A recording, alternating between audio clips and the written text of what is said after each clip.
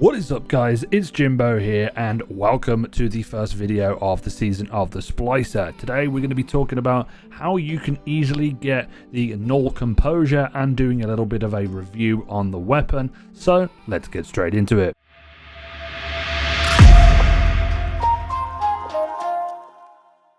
So first of all, what you need to go and do is go straight to Banshee and pick up the quest from him. It has two quest steps. The first quest step is going to be the majority of the time you'll be spending trying to get the weapon, and then the second quest step is going to see Banshee. So the way that I would recommend doing this is the activities is going to take you the longest amount of time to get done. It takes around about 4 to 5% depending on what you are doing. The Nightfall does get a little bit extra, but it's not as good compared to doing strikes, which you can speed through and also be picking up points along the way. And there's some shorter strikes out there than there is with the Glassway. So the main thing you want to do is get a solar subclass or a stasis subclass with 1000 voices or any fusion rifles that you can get. Solar definitely does help. And then you're going to be going all the way through the activities, just destroying stuff. Make sure you have a special finisher mod on as well, so you can just keep getting your special ammo back and all the reserve perks as well. And then you're just going to make your way through all of the activities.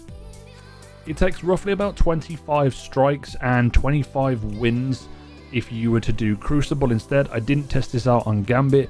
The reason why I would recommend doing strikes over Crucible is because if you lose a game, you only get 2%, so it can end up not being as good. I tried doing it on Legend on the Nightfall to see if that would have any differences, and unfortunately not.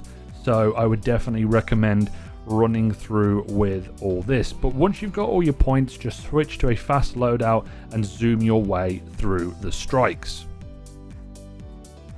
Okay guys, so once you have been to see Banshee after completing the activities, you are going to have the NULL Composure.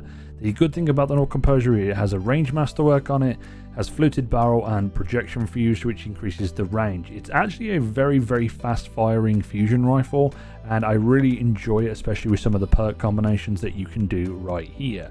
So it is a void element, which is something that you can take into account when it comes to the artifact, because this can do splash damage. Now, one of the splash damage effects, which is on this pass, I believe, which is, it's Warmind something to do with splash damage.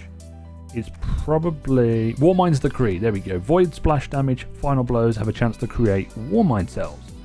So this is kind of like Rage of the Warmind, and that's the reason why I'm running Reservoir Burst here, because when the weapon is fully loaded, it has the Reservoir Burst active, which means that when you fire at an enemy or a group of enemies together, it will cause them to all explode in kind of like a dragonfly effect.